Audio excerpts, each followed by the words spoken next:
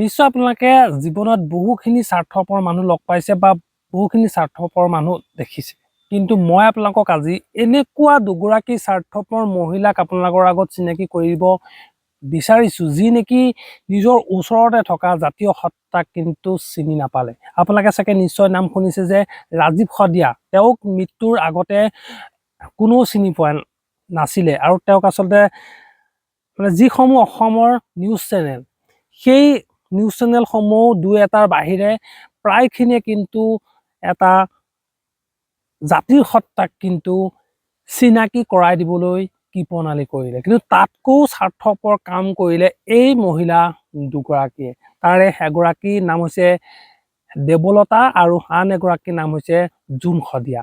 সিহঁতৰ নিচিনা আচলতে স্বাৰ্থপৰ মানুহ এই পৃথিৱীত নায়েই চাগে। দেৱলতা আৰু জোন শদিয়াই ভাত খাই খাই ব্লগ বনাই বনাই লাখ লাখ ফলোৱাৰ্ছ গোটালে ফেচবুকত, কিন্তু আজিলৈকে দেৱলতাই বা জোন শদিয়াৰ কিন্তু ফেচবুক পেজত আমি ৰাজীৱ শদিয়াৰ এটা গান বা এটা সাক্ষাৎকাৰ দেখা নাপালোঁ। ঘৰৰ ওচৰতে আছিলে মানুহজন, কিন্তু সিহঁত দুইগৰাকী আচলতে জাতীয় সত্তাক চিনাকি কৰি অসমবাসীৰ ওচৰত নিদিলে। চাওক, সকলোৱে স্বাৰ্থৰ কাৰণেই কাম কৰে, কিন্তু তাতো কিছুমান কথা থাকে। অসমৰ হৈ যেতিয়া এজন মানুহে গান গায়, অসমৰ যেতিয়া জাতি মাতৃক ভেটিক আচলতে ভাল পায় গান গায়, সেইজন মানুহকো কিন্তু চিনাকি কৰাই দিবলৈ ৰাজীৱ শদিয়া ওচৰতে থকা সেই দুগৰাকী মহিলাই কিন্তু কৃপণালি কৰিলে। এগৰাকীৰ কথা বাৰু নকওঁ, এগৰাকীয়ে জানে যে এগৰাকীৰ জোন শদিয়া আগতে যিটো কণ্ট্ৰভাৰ্চি হৈ গৈছে সেইটো আপোনালোকে জানে, মই বেছিকৈ বহলাই নকলেও হ'ব। আৰু এগৰাকী হ'ল দেৱলতা।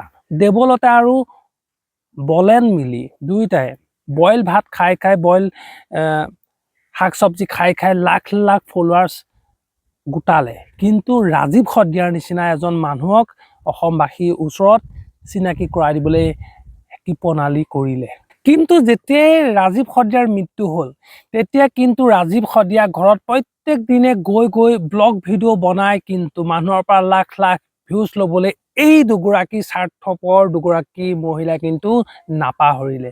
লাজ লগা কথা, আচলতে মই কি ক'ব এতিয়া, লাজ লগা কথা। সেই মানুহ দুগৰাকীয়ে লাজ পাব লাগিছিল যে জাতীয় সত্তাক মৃত্যুৰ আগতে চিনাকি কৰি দিব নোৱাৰা যি দুগৰাকী আচলতে স্বাৰ্থপৰ মহিলা, সেই দুগৰাকী স্বাৰ্থপৰ মহিলাই কেনেকৈ মৃত্যুৰ পিছত গৈ লাখ লাখ ভিউজৰ আশাত, আচলতে কেইটামান পইচা পোৱাৰ আশাত কেনেকৈ ৰাজীৱ শদিয়াৰ আগত ভিডিঅ' কৰিব পাৰিলে। মোৰ এতিয়া জোন শদিয়া আৰু দেৱলতালৈ মোৰ এটাই প্ৰশ্ন যে ৰাজীৱ শদিয়াৰ ঘৰত ভিডিঅ' কৰি পোৱা পইচাকেইটা ৰাজীৱ শদিয়াৰ ঘৰত তেওঁ পত্নীক দিবনে নে নিজৰ চখৰ কাৰণে আচলতে পইচাকেইটা খৰচ কৰিব? তাৰ যেন উত্তৰ অসমবাসীয়ে দিয়ে, তাৰ যেন উত্তৰ দেৱলতা আৰু জোন শদিয়াই দিয়ে।